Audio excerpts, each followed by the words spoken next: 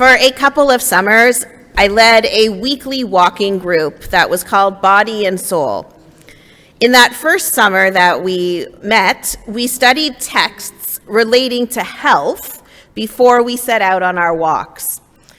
The key biblical text on health comes from Deuteronomy, from Devarim chapter 4, where we read, Rak hishamer lecha ushmor nafshecha me'od v'nishmartem me'od l'nafshotechem. Take utmost care and watch yourself scrupulously. For your own sake, therefore, be most careful.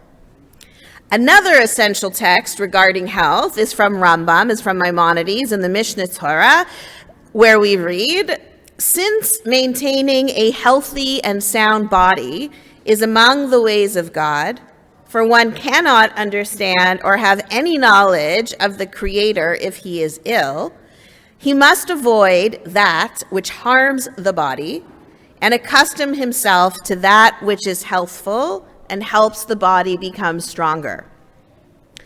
Rambam thought that we should all distance ourselves from things that destroy our bodies. But are we all able to do that? It's not actually easy for a lot of us.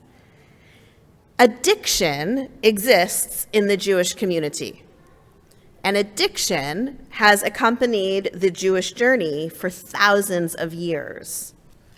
Thankfully, recovery has too. Rabbi Ilan Glazer, the founder of Our Jewish Recovery, writes, addiction is a disease, not a moral failing.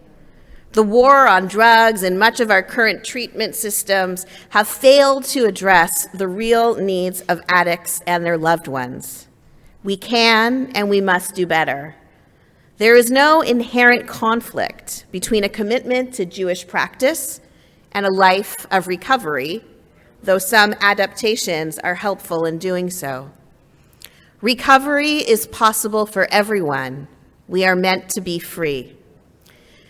When I met with Rabbi Glazer a few weeks ago, I said yes before he finished asking me if we wanted to participate in National Recovery Shabbat. As a spiritual leader here at Beth Tzedec, who frequently engages in deep pastoral care, I can tell you that we have people in our community who are impacted by addiction. And we have people in treatment, and we have people in recovery, and we have families who are impacted by their children, their parents, their partners, and their siblings. Our Jewish community has not done enough yet to address the disease and the impact of addiction. The stigma is slowly lifting, but not fast enough. There are a few Jewish recovery organizations that exist. Here in Toronto, of course, there's JACS, and there is help out there for anyone who is impacted by addiction or if someone you know needs help. And if you're in that situation, please reach out to me or Yaakov or Reb Steve, and we'll do what we can to get you on the way to getting help. In our tradition, we're often commanded to sanctify moments with the blessing, Borei Pri Hagafen. But the goal of drinking wine is not to get drunk. In the 13th or 14th century, a legal work of unknown authorship called the Kolbo, we find this passage there. One should not get drunk. Lo she'ishtaker. Shehashikrut asur gamur, for inebriation is completely forbidden. There is no greater sin than this, for it causes forbidden sexual relationships, murder, and many other sins. At the beginning of the Torah, after the flood subsided and the rainbow pierced the sky, our good buddy Noah, he found himself in a new situation, and he didn't know what to do with himself. So this is what he chose to do. Vayachal Noach ish adama vayita kerem. Noah, the tiller of the soil, was the first to plant a vineyard. Vayasht min hayayin vayishkar vayitgal betoch ohola.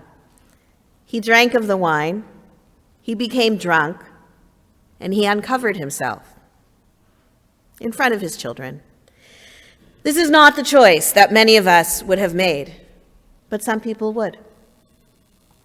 According to the Canadian Mental Health Association, the experience of addiction or substance use is different for each individual, and often there is a combination of biological, psychological, and social factors that can contribute to why a person may be struggling with an addiction or substance abuse.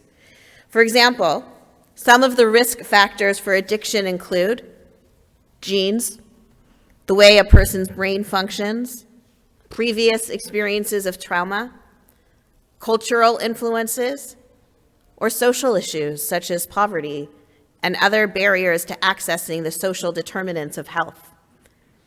While some people may be able to consume substances without resulting in significant harms, some people experience ongoing substance-related problems.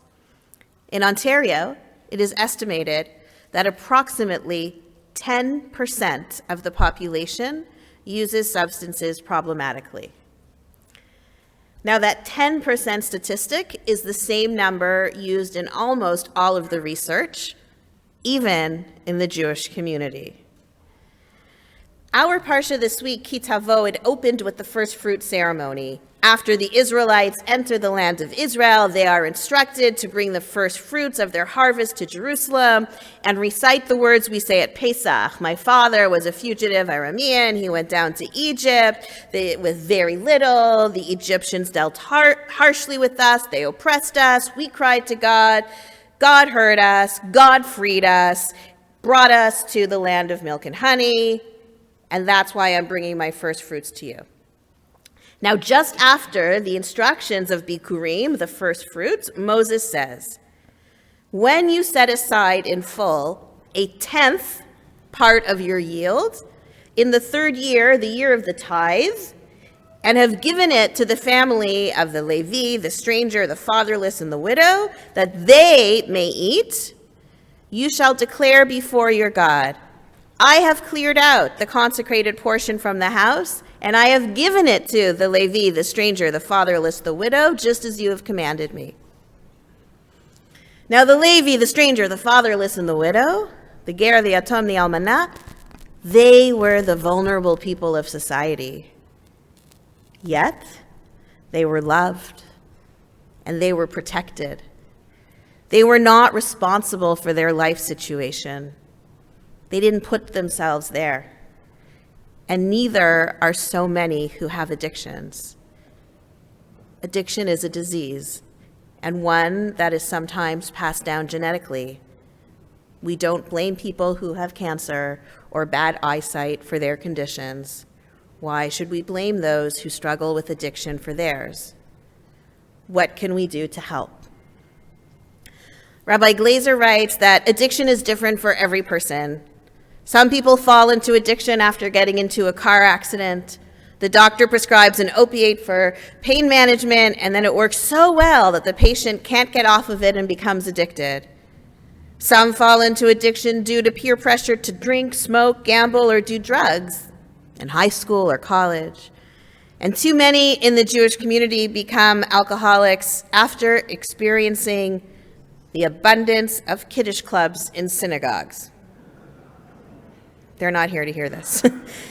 Too many have been introduced to drugs in our youth groups as well. I had my first cigarette when I was in USY. It didn't last long, but I'm just saying, I was one of those people. Like every other community, there are too many who've been impacted by addiction in our midst. Too many who shed tears for the loved ones who didn't make it, and too many whose lives have been destroyed by this disease. So what does recovery from addiction look like?